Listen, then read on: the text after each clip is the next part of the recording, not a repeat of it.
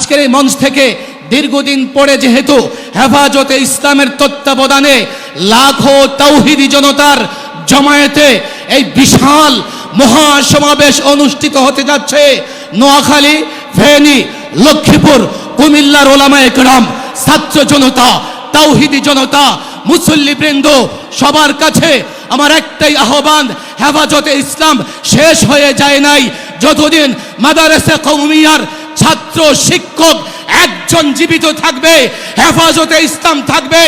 অতীতে যেভাবে হেফাজতে ইসলাম মানুষের ঈমান হেফাজত করবার জন্য, ইসলাম হেফাজত করবার জন্য, এই ভূখণ্ড মুক্ত রাখবার জন্য আন্দোলন করেছে, ভবিষ্যতেও যদি আন্দোলনের ডাক দেয় হেফাজতের নেতৃত্বে, শাহ মুহিবুল্লাহ বাবু নগরীর নেতৃত্বে কারা কারা রাজপথে নেমে আসতে প্রস্তুত আছে আমি দেখতে চাই।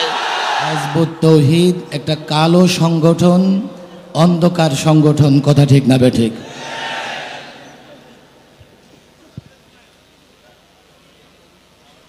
এই মঞ্চ থেকে দাবি করা হয়েছে, আমরাও চাই এই সংগঠন নিষিদ্ধ হোক, কথা ঠিক না বেঠিক? সরকার নিষিদ্ধ করুক আর না করুক, সরকার সরকারের কাজ করবে, কিন্তু এই ভূখণ্ড যেহেতু আমাদের, আমরা এই ভূখণ্ড পেয়েছি লড়াই করে, সংগ্রাম করে, সুতরাং আমাদের একটা সিদ্ধান্ত আছে, আছে না নাই?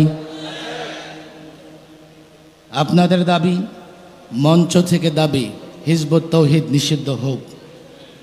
আমি মনে করি জনতার আদালতে আজকে সিদ্ধান্ত হয়ে যাক, আজ থেকে হিজবুত তাওহীদ নিষিদ্ধ।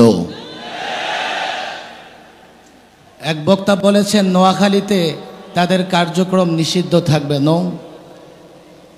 যেহেতু জনতা আদালতে হিজবুত তাওহীদ নিষিদ্ধ হয়েছে, আজ থেকে বাংলাদেশের কোথাও হিজবুত তাওহীদের কার্যক্রম চলতে পারবে না, চলতে দেওয়া হবে না।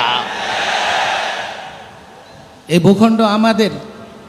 হতে পারে 16 দিন আন্দোলন করে কেউ কেউ এই ভূখণ্ডের মালিকানা দাবি করে, কিন্তু এই ভূখণ্ডকে ফেসিবাদ মুক্ত করবার জন্যে আমরা 16 দিন নয় 16 বৎসর আন্দোলন করেছি, জেল খেটেছি, রক্ত দিয়েছি।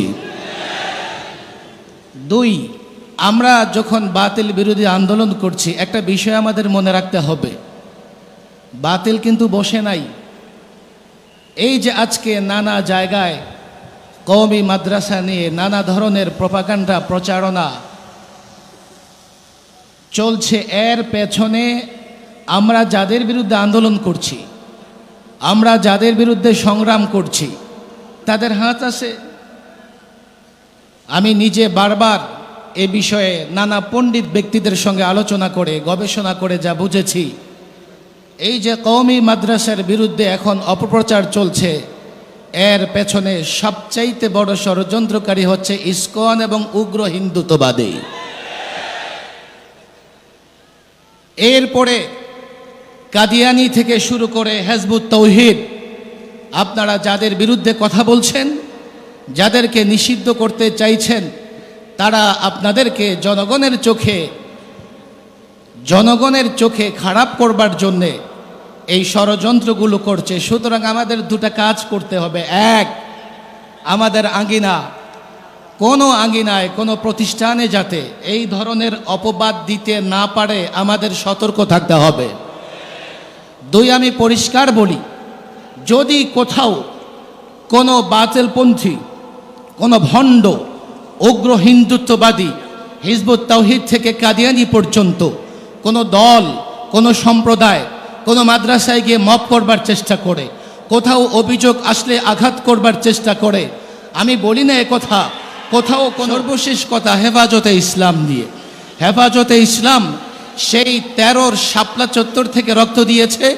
হেফাজতে ইসলামের শুরু থেকে আমরা হেফাজতের সঙ্গে কাজ করেছি। হেফাজতে ইসলাম মূলত ইসলাম হেফাজতে কাজ করে। হেফাজতে ইসলামের কোনো রাজনৈতিক অভিলাষ নাই। বাংলাদেশের সরকারি দল হোক, বিরোধী দল হোক, কোনো ভণ্ড ফেরকা হোক, যে যেখান থেকে ইসলামের মূলে কুঠারাঘাত করবার চেষ্টা করেছে, হেফাজতে ইসলাম রুখে দাঁড়িয়েছে। এই জন্যে এই দক্ষিণ উপমহাদেশে মুসলমানদের ঐক্যবদ্ধ সবচাইতে বড় প্ল্যাটফর্ম হচ্ছে হেফাজতে ইসলাম। আমি রাজনীতি করি, যাই করি, হেফাজতে ইসলামে আমি যখন বক্তৃতা করি, মঞ্চে দাঁড়িয়ে যাই, আমি এই দেশের 16 কোটি মুসলিম জনতার প্রতিনিধিত্ব করি।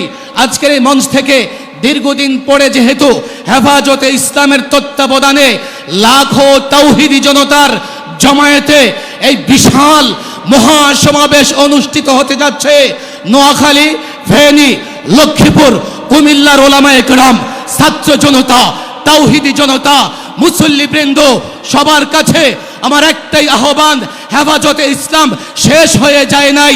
যতদিন মাদারেসা কওমিয়ার ছাত্র শিক্ষক একজন জীবিত থাকবে, হেফাজতে ইসলাম থাকবে।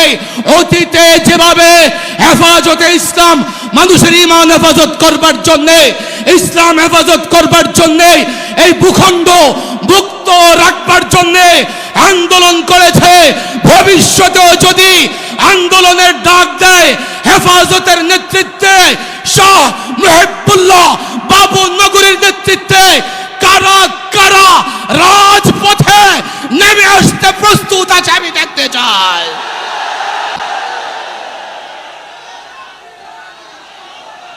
আল্লাহ তাবারক ওয়া তাআলা আমাদের এই গণজাগরণ, আমাদের এই শক্তিকে দ্বীনের জন্য কবুল আর মঞ্জুর করে নিন। ওয়া মা তাওফীক ইল্লা বিল্লাহ।